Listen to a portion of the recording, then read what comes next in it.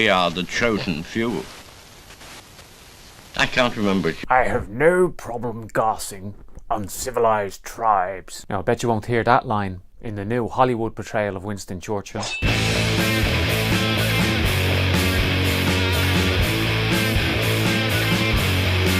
So everyone's ranting and raving about Gary Oldman's portrayal of Winston Churchill in the new Hollywood film. But in actual fact, all they're doing is glamorising a monster. This fat racist aristocrat didn't single-handedly stop fascism. He was a representative of empire and oppression. Churchill was born into one of Britain's most elite aristocratic families. Even as a child, he was taught to delight in what they called jolly little wars against barbarous people. As a young man, he got to travel to the Sudan, and in his diaries boasted about the fact that he'd shot 3 men there. He believed that the British Empire had a destiny to rule the world. Sounding like a quote from Hitler, he said, "The Aryan stock is bound to triumph."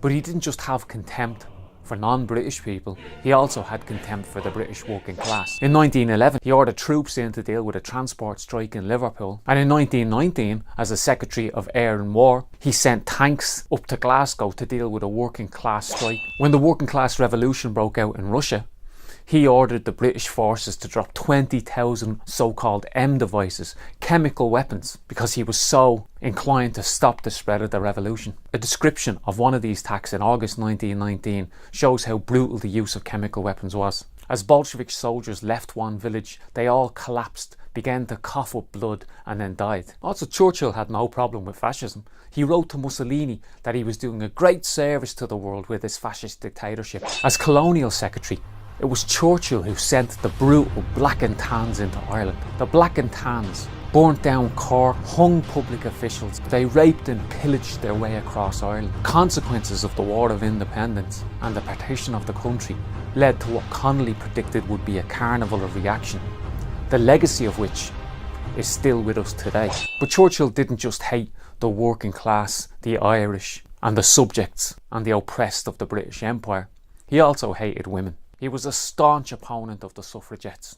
He said that women should not be treated the same as men, and that the sooner they got back into the home, the better. But some of his worst crimes were inflicted on the people of India. He said that Gandhi should be bound hand and foot at the gates of Delhi and trampled by an elephant. He said, "I hate the Indians, they are a beastly people." In 1943, 3 million people died in the Bengal famine, while Churchill insisted that they export rice. He ordered that 170,000 tonnes of wheat be impounded, and then, when pictures started to emerge of the skeletal victims of this famine, Churchill shocked his staff by making jokes about the victims. It was this racist and imperialist philosophy that led to Churchill supporting the establishment of Israel. Even though Churchill was a racist and an anti-Semite, he knew that he could use the Zionists to create a heavily armed outpost in the Middle East that would defend the empire.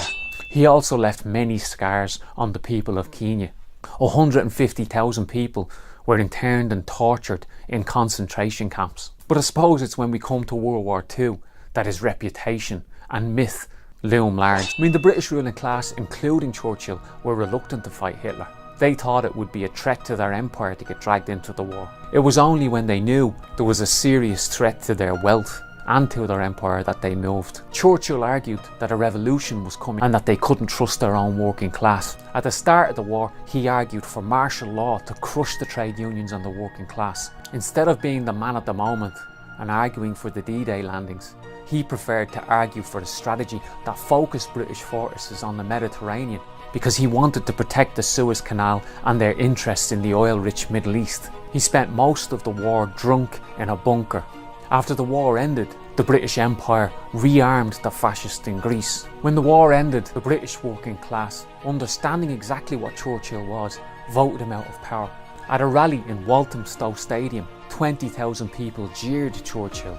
But then Churchill began to write books, and the British ruling class set about establishing the myth of a war that was won by this fat racist. Working class people today, whether in Britain or in Ireland or anywhere in the world, should have no time for this Hollywood myth making around Churchill. Churchill was a ruling class monster.